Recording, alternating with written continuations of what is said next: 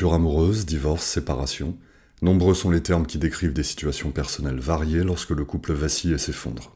Mais ces termes ne reflètent en rien la souffrance éprouvée par chacun d'entre vous. Alors, cette vidéo s'adresse en priorité à celles et ceux qui veulent mettre des mots sur leur souffrance et comprendre les ressorts psychologiques à l'œuvre dans la perte de l'autre. Spécifiquement lorsque cette séparation résulte d'une décision unilatérale et parfois inattendue. La finalité de cette démarche est de vous aider à mettre fin à une situation douloureuse qui vous procure inconfort quotidien et tristesse. Les termes que vous utilisez pour décrire la situation provoquée par la rupture lorsqu'elle est unilatérale reflètent la diversité de vos ressentis. Claque, chute, vide, trou noir, guerre, orage, choc, trahison, et j'en passe. Si chaque histoire est unique, le processus est pourtant identique. Aussi, sa compréhension permettra à certains de reprendre pied dans la réalité et de stabiliser leurs émotions, une première étape indispensable vers la rédemption. En premier lieu, il faut que vous compreniez que la fin d'une relation peut entraîner un sentiment profond de vide. Le ressenti suite à la perte de la personne aimée est d'ailleurs ce qui va différencier une relation lambda, commune, d'une relation profonde ou passionnée. Les psychologues ont tendance à séparer ces deux derniers cas, en vous expliquant qu'une relation passionnée de 4 mois est une simple aventure et incomparable à la perte d'une personne que l'on aime depuis plusieurs années. Ici, dans la Némésis, on prend le parti de se focaliser sur la douleur des gens. On ne jugera donc pas comme moins importante une séparation avec une personne dont vous êtes complètement dingue depuis quelques semaines, car votre souffrance peut être aussi réelle dans ce cas qu'au bout d'une très longue relation. Toutefois, l'attachement émotionnel à l'autre se construit aussi sur des souvenirs et des moments partagés, ce qui rend la séparation particulièrement douloureuse lorsque l'on a partagé des années de vie commune. On se sent dès lors comme incomplet et bouleversé dans nos habitudes lorsque notre quotidien s'effondre en quelques semaines. On notera sur ce point que l'on conseille généralement de ne pas chercher chez notre partenaire à combler un manque. Les spécialistes vous rabâchent que vous devez d'abord vous réaliser, être comblé, avant d'aimer quelqu'un pour ne pas dépendre de l'autre. J'ai tendance à penser que c'est encore une injonction normative qui vous fait culpabiliser lorsque vous réalisez que l'autre vous procure des sentiments positifs que vous ne pouvez nourrir seul en interne. Au risque d'aller à l'encontre de la presse spécialisée et des Love Coach 2.0, on tombe souvent sous le charme d'une personne que l'on trouve plus belle que nous, plus à l'aise, plus active car cela nous transcende. Ou inversement, on s'éprend d'une personne en difficulté car elle nous transforme en sauveur et nous donne ainsi une image positive de nous-mêmes. Quelle que soit votre situation personnelle, vous devez arrêter de vous culpabiliser, accepter cette douleur et ce manque de l'autre. C'est la première étape indispensable vers le retour au calme et éventuellement la reconquête si vous désirez renouer. Trop d'entre vous ont honte de leurs propres sentiments et cachent à leur entourage la réalité de leurs pensées et de leurs douleurs.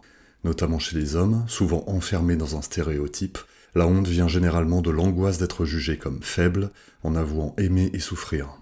Ces dernières années, il suffit de parcourir la production cinématographique à grand budget et faible scénario, ou YouTube et ses coachs en masculinité qui vous content les mérites du mâle alpha pour comprendre à quel point le chemin est encore long. Du côté des femmes, si la parole peut paraître plus libérée sur les sentiments, on retrouve malheureusement une pression sociale toujours aussi forte sur le célibat, le mariage ou la parentalité. Certaines pensent qu'à 35 ans leur vie est finie après la rupture, ou à 60 ans que les hommes ne s'engagent plus. Quelle que soit votre situation, je vous conseillerais inlassablement de trouver une personne de confiance dans votre entourage et de parler. On répète souvent les mêmes erreurs dans notre vie et on s'enferme sans le discerner clairement dans des schémas qui conduisent sans cesse au même résultat. Je veux à ce sujet vous donner quelques astuces car beaucoup me disent que c'est bien beau ces conseils du type « acceptez votre douleur », mais quand vous avez le cœur arraché et envie de pleurer tous les jours, ça ne vous aide pas du tout. J'ai d'ailleurs créé pour vous des guides récapitulatifs des mesures immédiates à prendre lorsque ça ne va pas du tout, que vous pourrez retrouver sous forme de podcast sur notre chaîne YouTube. Il s'agit de conseils simples, pragmatiques et non coûteux pour endiguer le plus rapidement possible le flot des ruminations douloureuses. Pour conclure sur le bouleversement émotionnel que provoque la rupture, il est utile de garder à l'esprit que les relations amoureuses jouent un rôle crucial dans la construction de notre identité. L'homme avec un grand H est un être social qui se développe à travers les relations qu'il entretient dès sa naissance avec sa famille, puis avec son entourage. On connaît d'ailleurs l'impact que provoquent dès le plus jeune âge les dysfonctionnements familiaux et les atteintes à l'enfant. Et tout au long de votre vie, vos relations familiales, amicales et professionnelles vont influer sur votre identité, votre humeur et votre perception du monde. La rupture peut donc entraîner une crise identitaire où vous vous sentez perdu dans l'incertitude de votre propre valeur et de votre avenir. Clairement, l'amour contribue à la formation de votre identité personnelle de nombreuses façons. Qu'il soit romantique, familial ou amical, il offre une validation et une acceptation qui renforcent l'estime de soi.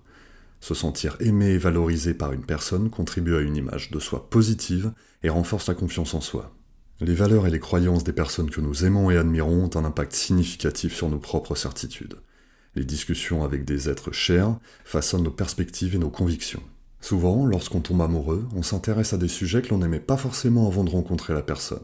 Il est classique de voir l'un des partenaires se passionner pour un sport, un genre cinématographique ou une activité sportive par connexion avec la personne aimée. On notera également que ces personnes aimées servent souvent de modèles de comportement. Leurs attitudes et actions influent sur notre propre comportement et notre manière d'interagir avec le monde. On va peut-être par mimétisme s'exprimer ou agir comme l'autre, ou dans un tout autre registre changer d'avis sur un sujet de société, politique, questions de société, écologie, par adhésion avec notre partenaire. Bref, vous l'aurez compris, les expériences vécues avec les personnes aimées, partenaires, amis ou famille, contribuent à notre histoire personnelle et façonnent notre identité. Les souvenirs et les moments significatifs partagés deviennent une partie intégrante de qui nous sommes. Lors de la rupture amoureuse, toutes ces interactions disparaissent parfois brutalement. Vous n'êtes plus accepté mais rejeté, ce qui provoque la sensation que votre monde s'écroule. En quelques jours, vous perdez ce sentiment de sécurité et de stabilité que procure l'amour, et soudain, tout vous paraît sans saveur et inutile. Vous êtes vidé de vos forces, et tous les projets professionnels ou personnels que vous aviez vous paraissent désormais insurmontables ou malvenus. De nombreuses personnes me déclarent qu'à la rupture, leur désir d'enfant s'est évanoui, que le projet de créer une société a été abandonné, ou qu'un achat immobilier n'a pas été concrétisé. Les rêves et les plans que nous construisons avec ceux que nous aimons sont forcément enracinés dans notre identité et façonnent notre trajectoire de vie. Cela démontre à quel point certaines ruptures peuvent changer le cours de notre vie et avoir des conséquences concrètes pendant des années.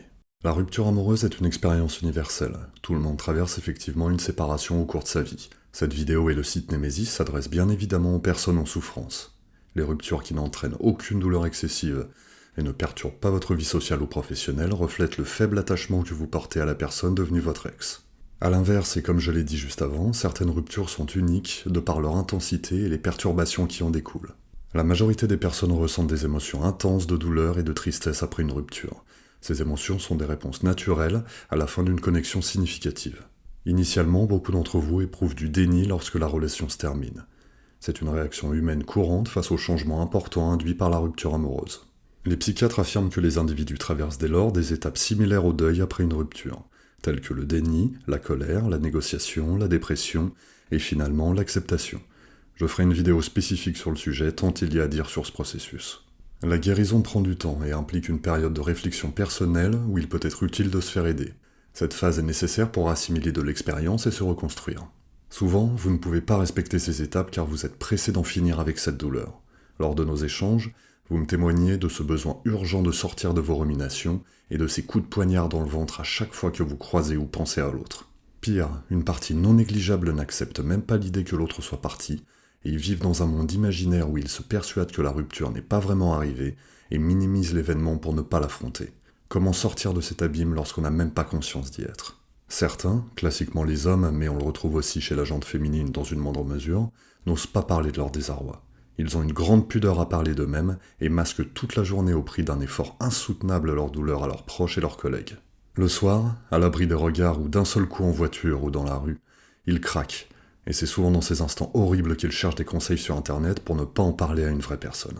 Se sentir rejeté ou abandonné est donc une expérience commune, universelle, qu'il est indispensable de démystifier. Vous devez comprendre que vous n'êtes pas dégradé ou fautif d'éprouver de la tristesse.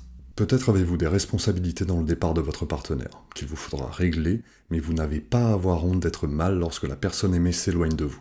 Au contraire, ressentir ces émotions négatives avec lucidité est le premier pas indispensable pour vous en débarrasser.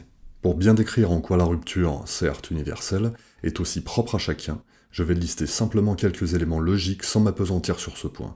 En grande majorité, vous êtes persuadé de vivre une situation qui ne ressemble pas à une autre, donc je ne pense pas qu'il soit utile d'insister sur ce point précis. La nature de la relation influence profondément la manière dont la rupture est vécue. J'ai remarqué par exemple que les histoires d'amour réprouvées ou compliquées, un adultère par exemple, sont souvent extrêmement passionnelles et donc provoquent des ruptures très difficiles car la charge émotionnelle est très forte. Les raisons de la rupture, infidélité, incompatibilité, distance, etc., varient chez chacun d'entre vous et vous impactent différemment.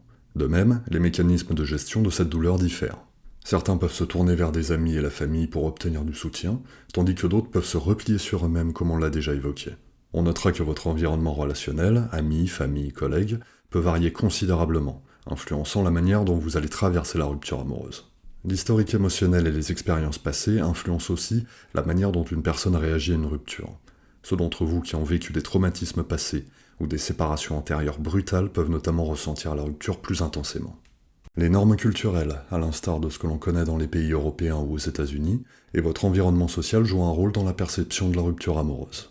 Dans certains milieux, les proches stigmatisent davantage la séparation, ajoutant de la culpabilité même lorsqu'on a été quitté, et donc une couche de complexité au problème. Beaucoup me parlent du poids du jugement familial ou du changement d'attitude de leurs amis après la séparation. Au final, vous voyez désormais à quel point la rupture amoureuse est une expérience universelle mais qui reste profondément individuelle, en raison des différences dans les relations et les contextes culturels. Un dernier conseil à toutes les personnes qui souffrent de la rupture. Si vous sentez que les conséquences directes de la séparation ont des impacts trop importants sur votre morale et votre vie quotidienne, vous ne devez pas hésiter à demander de l'aide, ne serait-ce que pour parler de votre douleur. Bénéficiez des conseils pour les actions à entreprendre afin de garder à distance un ou une ex toxique, ou au contraire reconquérir une personne que vous ne souhaitez pas perdre définitivement, pourra également vous être bénéfique. Merci pour votre écoute et à bientôt dans la Némésis.